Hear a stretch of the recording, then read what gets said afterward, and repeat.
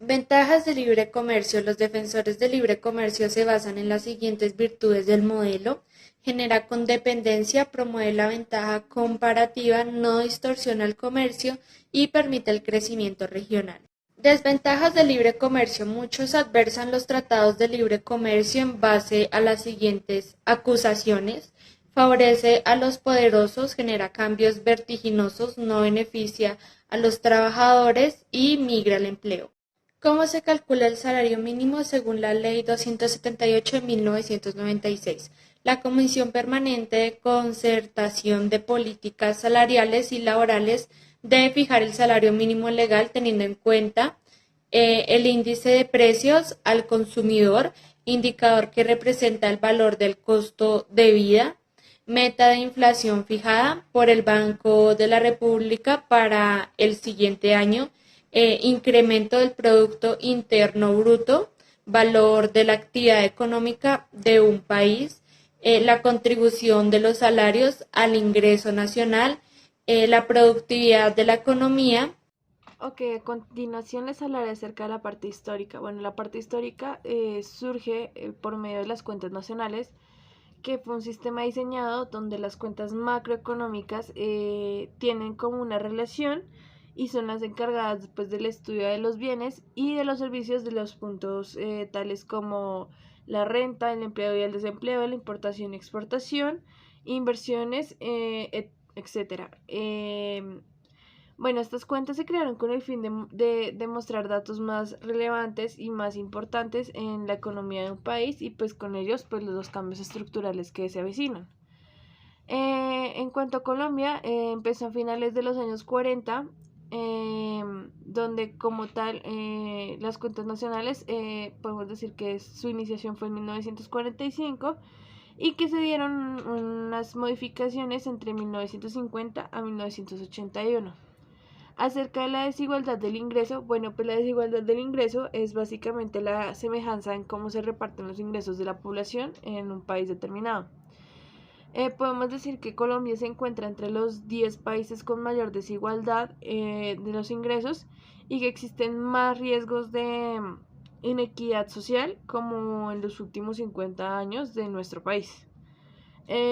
Podemos traducirla que es como la existencia de recursos económicos donde las personas tienen como una mayor preferencia y tienen mayor como estabilidad por las personas ricas a diferencia de las personas pobres, donde pues las personas pobres cuentan con menos posibilidades y menos oportunidades. Bueno, pues más que todo la revolución tecnológica tiene bastante que ver con el tema de la desigualdad, ya que pues varios empleos han sido sustituidos pues a través de la industrialización de varios proyectos y también podemos hablar de que la riqueza pues puede disminuir, la riqueza pública puede disminuir entre la riqueza privada, ya que pues los salarios pues aumentan para las personas ricas y para las personas pobres pues pueden convertirse en empleos bastante informales. También podemos hablar de que la corrupción hace parte como de una de las tantas causas, ya que pues las personas que tienen acceso al poder pues utilizan todos sus ventajas y todos sus privilegios para simplemente quedarse con el dinero o hacer cosas de mala fe. Bueno, la pregunta esta vez es cómo es el salario, a partir de qué se rige el salario, quedarse con el dinero o hacer cosas de mala fe. Bueno, la pregunta esta vez es cómo es el salario, a partir de qué se rige el salario mínimo según la ley 275 y pues más que todo la comisión pues debe modificar el salario en base bueno, con base en distintos puntos como puede ser la meta de inflación, la productividad, la contribución de los salarios, el índice del precio al consumidor, entre otros factores. Gracias. Según la Ley 268 de 1966, el salario mínimo legal vigente se fija gracias al índice del precio del consumidor, que es el que nos ayuda a saber cuál es el costo de la vida de cada persona para así poder darnos un estatus de cuánto equivale el salario mínimo para que una persona pueda vivir con lo necesario para subsistir en un entorno económico, político, social y sociopolítico. Y ya en este caso para el punto de los problemas estructurales frente a las situaciones de desequilibrio, pues en Colombia pasó de, claro, pues en este momento en Colombia pues pasamos de ser un país estable a ser un país negativo, pues esto debido a las diferencias,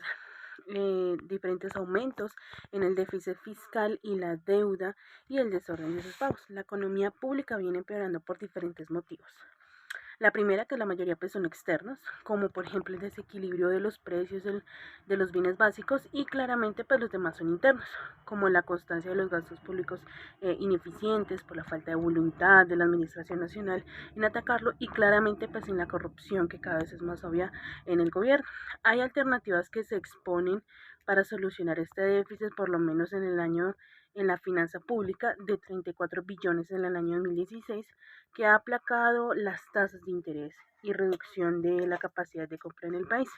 Ninguna de ellas tiene un efecto significativo en la finanza pública. La reforma fiscal pues genera inflación si el IVA aumenta, disminuye negativamente el balance de los flujos de dinero entre Colombia y el resto del mundo,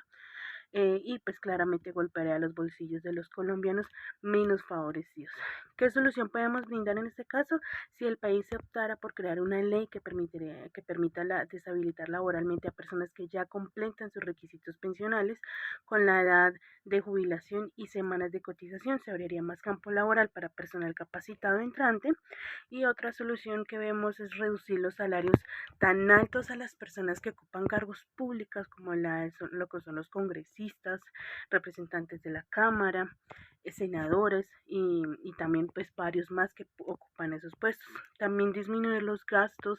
que generan dichos cargos, como lo es por ejemplo los vehículos de alta gama, los gastos de transporte, viáticos y más gastos que se generan.